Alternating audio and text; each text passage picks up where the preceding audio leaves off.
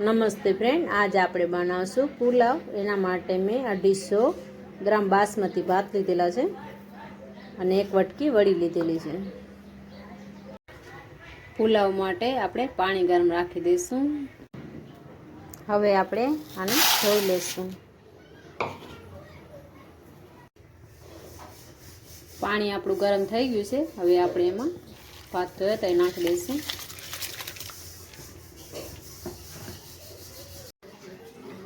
વળીને આપણે ધોઈ લઈશું।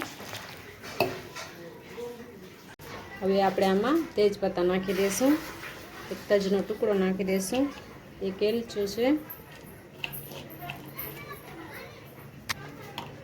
ચમચી જેટલું તેલ નાખી દઈશું।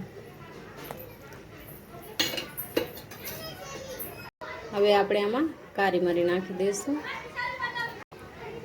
2 લવિંગ નાખી દઈશું, મીઠું નાખી દઈશું, એક એલચી નાખશું, કાજુ નાખશું, દ્રાક્ષ નાખશું। વળીને આપણે ધોઈ લીધી છે। હવે આપણે એને ભાતમાં નાખી દઈશું। ભાત આપણા ચડી ગયા છે। હવે આપણે એને કાઢી લઈએ।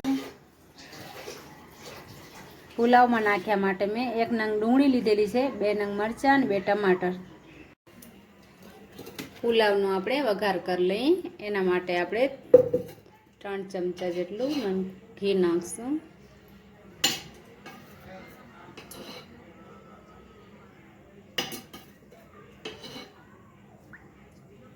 હવે આપણે એને ગરમ થવા દઈશું।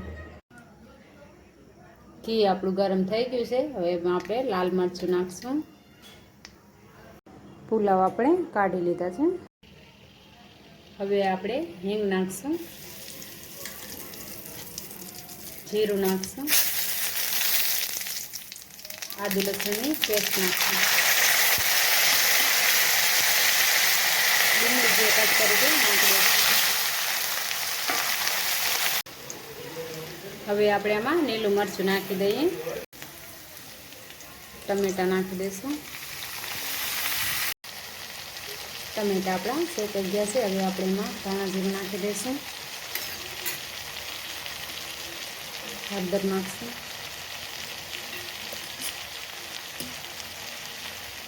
લાલ મરચું નાખશું, ગરમ મસાલો નાખશું, હલાવી લઈએ।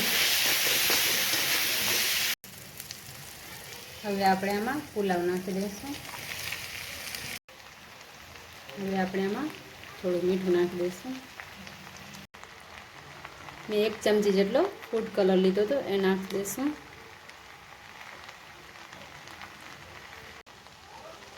પુલાવ આપણે બની ગયા છે। હવે આપણે એમાં ધાણા નાખી દઈએ।